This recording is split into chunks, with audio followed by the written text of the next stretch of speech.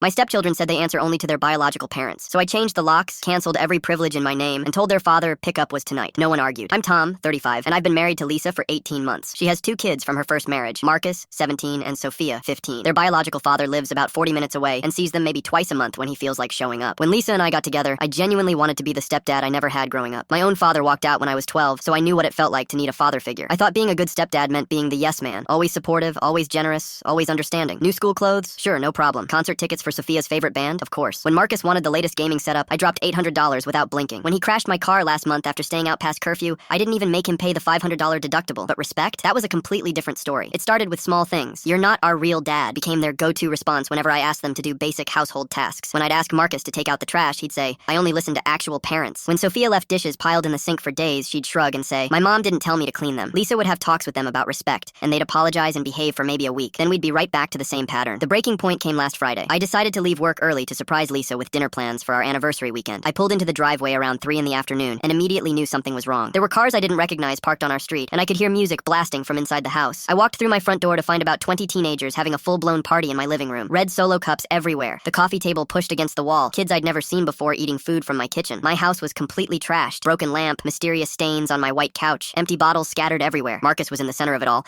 acting like the king of the castle. When he saw me, he didn't even look embarrassed, just annoyed that I'd shown up. "Party's over," I said loudly. "Everyone out, now." The music stopped. Kids started grabbing their stuff and heading for the door. But Marcus didn't move. "Clean this mess up immediately," I told him once the house was empty. He actually laughed. "You can't tell me what to do. You're not my father. This is my house, Marcus. My couch that's ruined, my lamp that's broken." "No," Sophia interrupted, appearing from the kitchen. "It's Mom's house, too. We live here. We only take orders from real family, not from some guy Mom married." That's when I noticed something that made my blood run cold. The door to my home office was wide open, and I always kept it locked. I walked over and immediately saw that my safe was open. My emergency cash envelope, the one where I'd been saving money for Lisa's surprise birthday trip to Hawaii, was completely empty. $2,000 gone. I turned around slowly. "Where's my money?" Marcus shrugged with this smug expression. "What money? I don't know what you're talking about." $2,000 from my safe, the safe that was locked this morning. "Prove we took it," Sophia said with a smile that made me realize this wasn't just disrespect anymore. This was theft. I stood there staring at these 2 kids I'd been supporting for over a year. Kids who ate my groceries, used my electricity, lived under my roof, and had just robbed me blind while throwing a party in my house. Something inside me switched off. Not anger, just cold, clear understanding. I pulled out my phone and called a locksmith. "I need all my locks changed today. How soon can you be here?" Then I called their biological father. "David, it's Tom. Come get Marcus and Sophia tonight. Bring a truck because they need to take everything they own. They're not welcome in my house anymore." "What happened?" he asked. "Ask them. You have 2 hours." I spent the next hour boxing up their belongings and setting everything on the front porch. When Lisa came home from work to find her kids sitting on the porch with suitcases, surrounded by their father loading a pickup truck, she looked completely confused. "Tom, what's going on?" I handed her the empty cash envelope and pointed to the broken lamp and stained couch. "Ask your real family what happened. Since I'm not their parent, they're not my responsibility." The locks got changed, the house got cleaned, and for the first time in 18 months, I felt like I was living in my own home again.